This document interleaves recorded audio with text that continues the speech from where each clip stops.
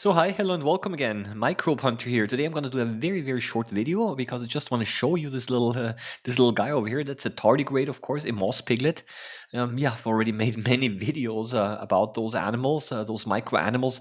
But the unusual thing about this one is that I found it a very unusual place. As a matter of fact, at a place where I've never found one before. Yeah, it was actually on the bottom of a pond in the sediment, in the sand.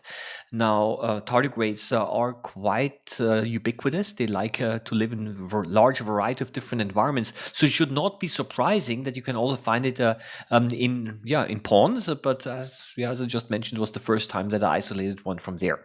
Normally, you find tardigrades in moss, of course, also lichens. Generally, they like a moist environment, though they are able to withstand also very dry times as well. Something you call cryptobiosis, where they're able to essentially go into a dormant state when there's not enough water present. Yeah, but of course, in the pond, there's plenty of water available all the time.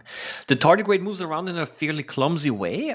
Yeah, not surprisingly, the microscope slide is very flat and smooth, and all of those dark particles that you see around it, well, these are, of course, sand grains, but also organic particles, debris, and so on, which can also serve as a food source for the animals that are living between the sand grains.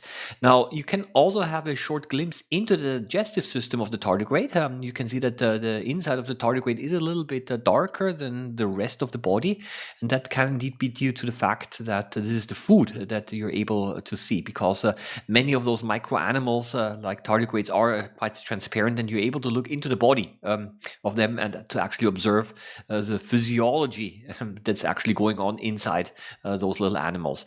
Well, I'm going to leave it at that. I just wanted to share this discovery with you, and it actually shows that it is always something new to learn, and that's one of the reasons why I like microscopy so much. Always new things to discover, sometimes things that you did not quite always expect. Happy microbe hunting, as always. See you around next time. Bye-bye.